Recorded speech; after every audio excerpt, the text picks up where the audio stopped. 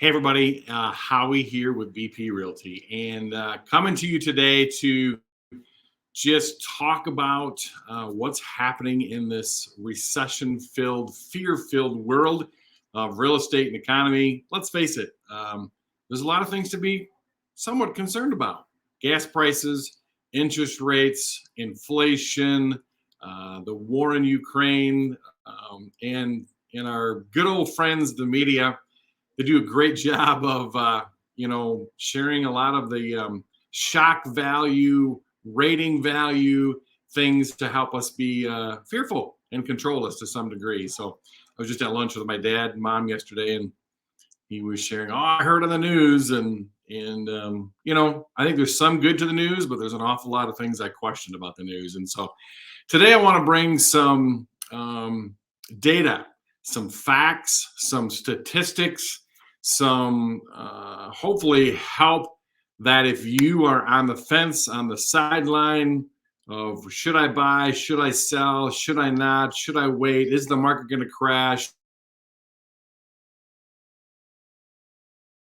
Some just data, facts, information to help you better get a handle on truly what this means, what's going on in the real estate world. So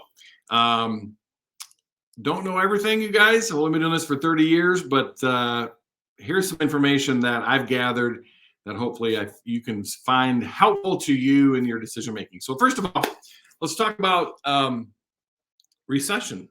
What the heck is a recession? I mean, it's a scary word, right? Well, a recession, you guys, is 2 consecutive quarters of non-GDP growth. GDP stands for gross domestic product, meaning how much money is everyone spending, right? So we got to have 2 consecutive quarters of non-GDP growth. Then we're deemed in a recession. So, for example, Q1 of 2022, we were predicted GDP to have a 1% increase, but in reality, it dropped a 1.6%. Okay. Now, you think about that 1.6, like it's not a 40% drop. It's not a 70% drop. It's 1.6, guys. It's not freak out mode. It's not, oh my word, freak out mode. It's 1.6%. Okay. Q2 is not out yet. They're talking later this week. They will have those numbers for us. But Q2 could technically bring us into what's called a recession because it's the second consecutive quarter of non-growth. Let me ask you a question. Is it realistic for companies, for stocks, for bonds, for your savings accounts? Let's think about this. To have never-ending growth and never have plateaus, to always be growing. I'll tell you one thing, my savings accounts grow and then they shrink as we pay off debt or do different things, and then they grow and then they shrink, right? It's a normal cycle. It has to happen, okay? But that's what a recession is. 2 consecutive quarters of non-GDP growth, okay? How often do recessions happen? There's a track record. Recessions are a thing. They happen. It's not based upon a president. It's not based upon anything. It's a economic cycle that on average happens every 3.5 years. You can historically, for the last 50, 100 years, every 3.5 years, we have a recession, okay? The media makes it sound like, oh my word, it's a recession. Like it never happens. Like the sky is falling. Like it's a recession. Guys, it happens every 3.5 years on average. It's part of the normal cycle of the economy. Remember that. Don't let the drama and the shock waves and all of the articles, right, that you're seeing on the news cause fear. How long do recessions last? Guys, recessions last on average 8 to 11 months. So every 3.5 years, we'll have a period of time of recession, and then we have 3.5 years of growth. And we have 8 to 11 months of 1 point whatever decrease, 1%, and then we have growth, okay? On average, 8 to 11 months. What happened with property values in the last 6 of the last 7 recessions? So we've had If you look at the last 7 recessions, what happened to property values in 6 of those 7?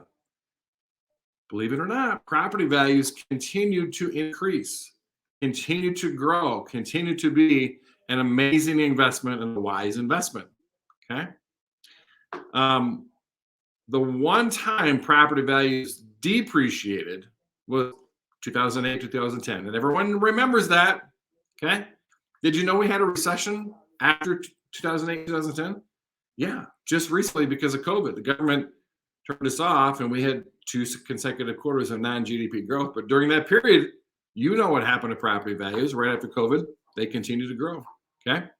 So recession does not equate to property values depreciating. Property values depreciate because of the lack of demand and high inventory. For example, currently we have less than 1 month's of inventory, 9.9, I think, in Ottawa County. That is because, back up a decade, there was a decade of population growth, okay? Decade of making babies. We were still making babies, but the builders were not making homes. They weren't building homes because they couldn't compete. Because why? Property values were depreciating. So we have a housing crisis, meaning we have a housing shortage. There's not enough housing for the demand that is out there, okay? Back in 2008, 2010, we had 13 months of inventory. Today, we have less than 1 month of inventory. In 2008 and 10, we had, before that, 2000 to 2007, we had false demand, meaning the government adjusted the guidelines for lenders and said, hey, lenders, you can lend money and approve people for mortgages that we found out shouldn't have been approved for mortgages. They basically said, hold on, you have a pulse? How much money do you want, right? There was a company called Countrywide that had a loan called Fast and Easy. You fill out a paperwork and you say, this is how much money I make. This is how much money I have in the bank. This is what my debts are. It's called stated income, stated asset. And I'm sure everyone was 100% honest on that form. Fill it out. Yep. You are approved for a mortgage based upon you filling out this sheet. So demand was false and we were losing jobs. There was no jobs. Not the case today. Where do you look for a job? Everywhere. Direct hire, stop in. We're looking, we're screaming, we need help. Jobs are, the demand is crazy for homes and for jobs and for loans. The demand is strong. Okay. So don't forget, nothing trumps the law of supply and demand. Fear today has caused, fear and emotion has caused some sidelining, what I'm going to call, meaning the market is adjusting because of fear. There's some sidelining, meaning there's some folks that were engaged in home buying and selling and now have said, I'm just going to sit back and watch.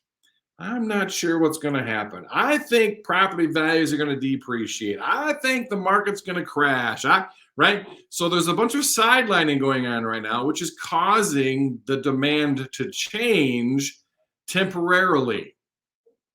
Okay. So if you're a buyer, that temporary change in sidelining is causing, instead of 15 offers on a home, maybe there's only 1 or 2 offers on a home. Or maybe it's taking the home a little longer to sell. Or maybe you're seeing they put their home for sale based upon the last year's appreciation rates and where the market's going, and you're seeing price reductions. It's not because those home values are depreciating. It's because the factors that were used in appreciation aren't as high currently right now. And so maybe you as a buyer, you do have an opportunity to take advantage of the sidelining that's going on right now. We'd love to talk to you more about that. So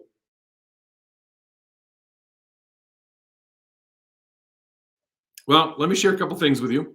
Redstone Companies is a large builder developer of apartments, townhomes, condos, the rentals. They have many communities in West Michigan. And I talked with their head of rental just last week, and they shared They have a waiting list for people to get in every one of their communities. They have a waiting list. Demand. Coochie Builders is building, for those of you that know Hudsonville, is building a large apartment complex on the southwest corner of 48th and Port Sheldon. The last time I talked to their salesperson, they had over 60 people on their waiting list to get into those new apartments on the corner of 48th and Port Sheldon. Folks, the demand is real. There are people that need housing, that want housing, and are paying exuberant money to be in apartments. Next, what do you think the experts are saying? There's a lot of experts that we research, we follow. Dave Ramsey is one of them. What is everybody saying about property values? What are the experts saying? Are any experts saying decrease? Appreciation rates are decelerating, but that's different than home values depreciating. 15% growth, maybe year over year, we're only going to see 8% growth or 6% growth, but it's still growth. Okay. Home value depreciating, meaning home values are actually shrinking. So last year my home was worth 300. This year my home was worth 250. That's depreciation in home value. There's a big difference. Experts today across the country, okay, there's a survey done, and Pulsonomics, I don't know if I'm saying it right. It's a company that researches people, they've got an expert panel of all kinds of people. And Dave Ramsey says the same thing, that between now and 2026, property values, if you're a pessimist on that panel, meaning pessimist means we look at the worst case scenario, we look at the woes, we look at the negative all the time, right? The pessimists in the group say between now and the end of 2026, property values across the nation pessimistically will increase 10.3%. So we're in 2022, that's 4 years, that's a little over 2.5% per year. The optimists are saying 46.5% growth. 46.5%. 4 years, that's like 10% per year on average. Nobody on that panel, none of the experts, Dave Ramsey, nobody is saying property values are going to depreciate because they know nothing trumps the law of supply and demand. So I hope this has been helpful. I hope you guys find this educational and find this something that helps you to get your head around what the data and statistics and what reality is of things when it comes to recessions and comes to property values. Guys, we're here to serve. We at BP Realty are a team of specialists to bring you the very best knowledge so you can make a wise real estate decision based on fact and data and not emotion, not fear. We're here to create a home buying and selling experience you'll be excited to tell friends and family about. Guys, we look forward to serving you soon. Give us a call. Thank you so much.